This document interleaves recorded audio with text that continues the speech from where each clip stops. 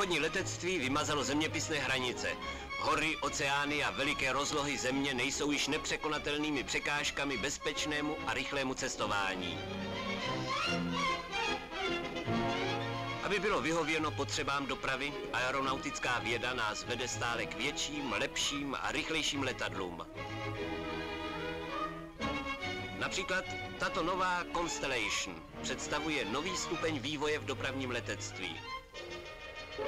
Toto čtyřmotorové letadlo nese 57 cestujících a 2 tuny poštovních zásilek rychlostí více než 480 km za hodinu.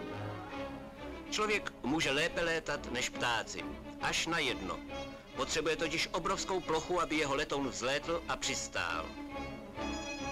Toto průměrné letiště má dlouhé nákladné rozjezdové dráhy odpovídající potřebám 40tunových letadel.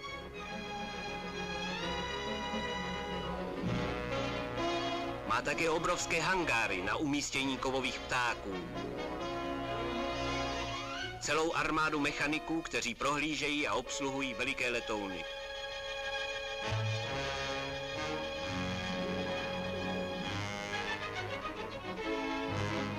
To vše je břemenem, které mohou unést pouze veliká města.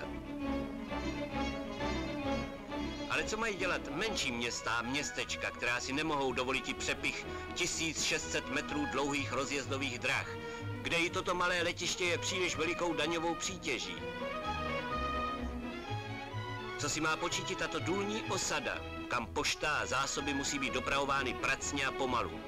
A tato otázka místa přiměla inženýry k vytvoření letadla, které by se mohlo vznést a přistát téměř všude. A zde je helikoptéra.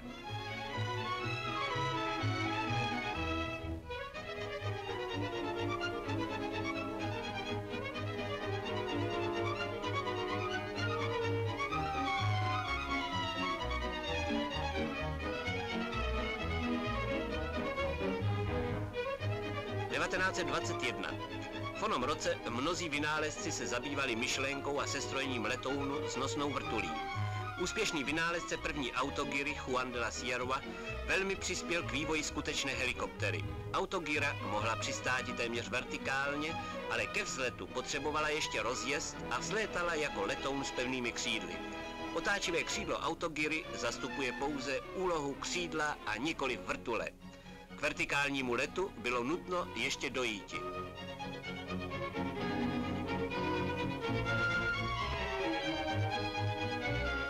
V letech 20. byly prováděny pokusy s helikopterami v mnoha zemích. Některé létaly na způsob jako tento model konstruktora Pescary.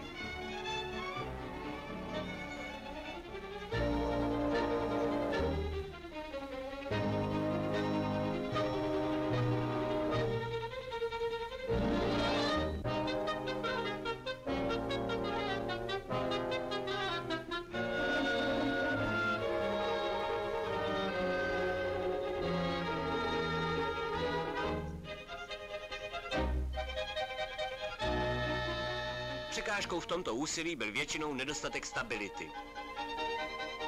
Některé vypadaly spíše jako mlátičky a podle toho také létaly.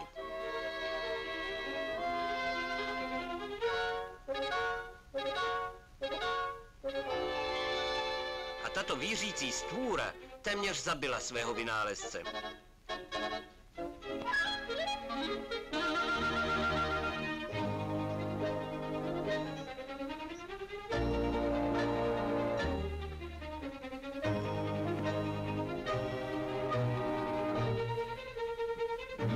V tomto případě vynálezce neponechal nic náhodě, použil také balonu.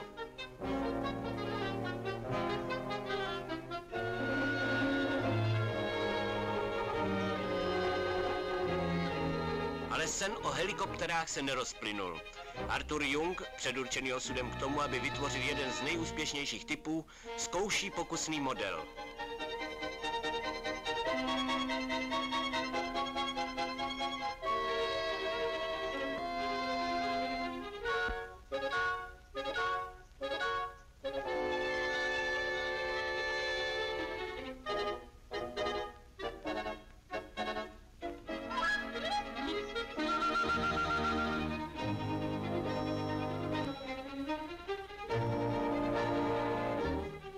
1940. Po letech hledání, pokusů a po provedení více než 100 letů se objevuje helikoptera Igora Sikorského. Letecký sbor americké armády zadal Sikorskému výrobu vojenských helikopter.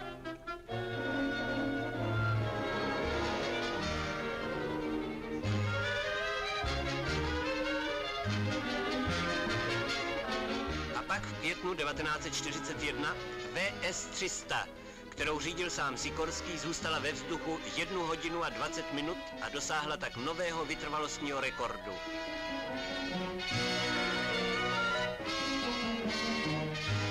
Helikoptera byla na cestě zaujmouti velmi významné místo v moderním vzduchoplavectví.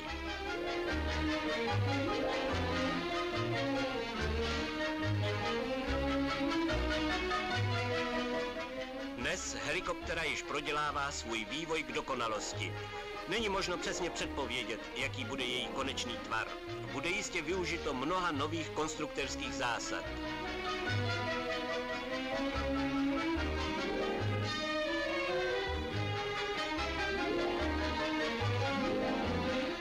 Pozdější vojenský model Sikorského.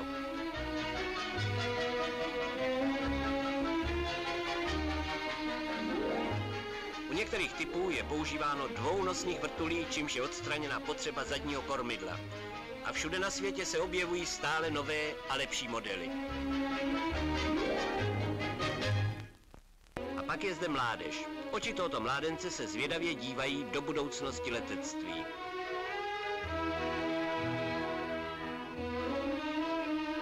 Helikoptera. Slyšel sice o ní, ale ještě ji nikdy neviděl.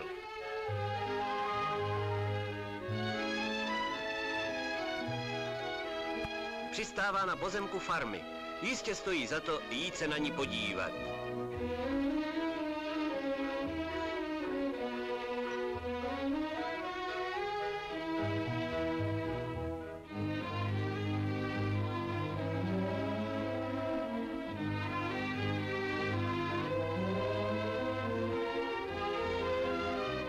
Nebyl by proti tomu, kdyby mohl sám takovou mít, ale přece jenom je trochu na pochybách. Jak to vlastně létá? Jak je možné, že se to udrží ve vzduchu? Letec však zná odpověď na všechny tyto otázky. Vysvětluje chlapci něco o vědě, která přivedla helikopteru na svět, o aerodynamice, o pohybu otáčení, o řízení, což všechno je pro našeho mladého přítele poněkud zmatené. A tak pilot začíná od začátku. Letoun se jmenuje helikoptera, protože zvedací otáčivé zařízení stroje, tyto lopatky jako u větrného mlýnu, se zavrtávají do vzduchu a vytvářejí takzvanou helix, čili spirálu. Původně inženýři a konstruktéři helikoptery museli přijít na to, jak by tento přístroj mohl přistát a vzlétnout vertikálně a pohybovat se přitom také všemi směry, to je kupředu, nazad i na strany.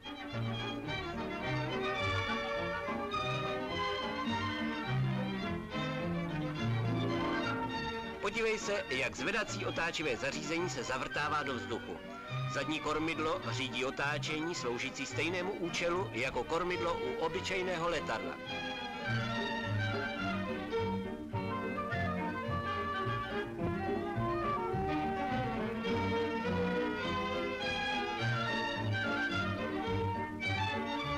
Toto otáčení uvádí v pohyb celou helikopteru.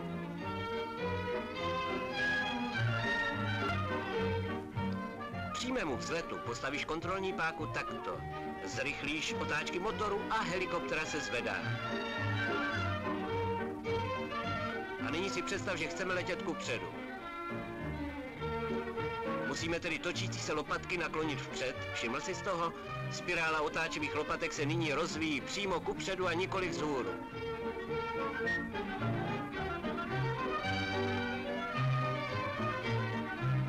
A teď si myslí, že chceme zastavit nebo letět zpět, tedy také i lopatky musí být skloněny zpět.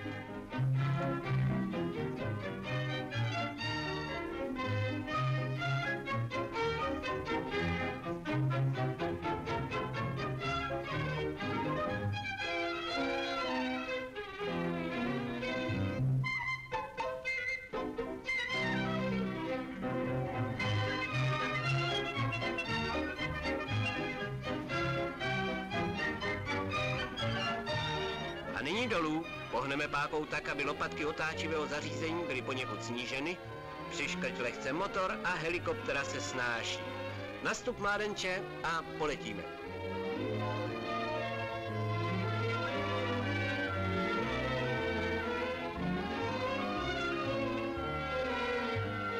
Vše připraveno. Přitáhni kontrolní páku, abychom se co nejvíce zavrtali do vzduchu. Pak zasaď páku na neutrální bod, přidej rychlost a začínáme vertikálně stoupat. Když jsme ve výšce, které chceme dosáhnout, pohneme opět řídící pákou, abychom naklonili otáčivé lopatky. A nyní letíme vpřed.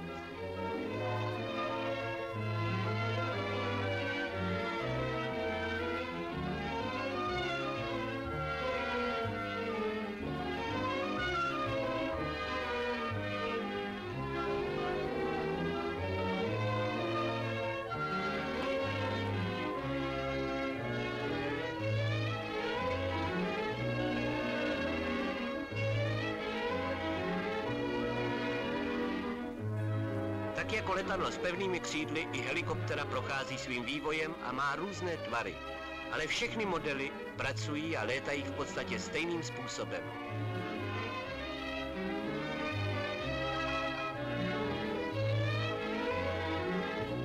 A nyní opět na zem. A panečku, co budu vyprávět kluku?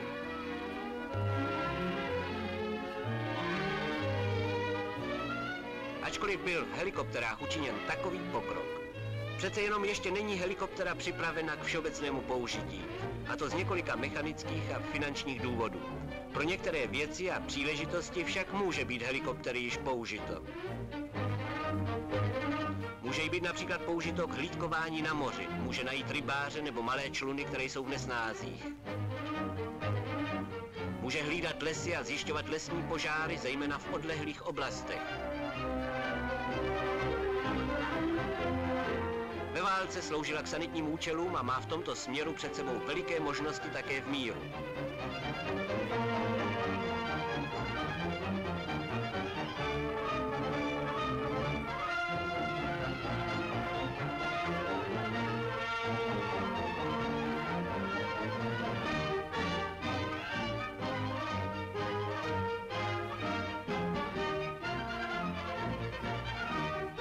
Dopravuje poštu lodím na moři.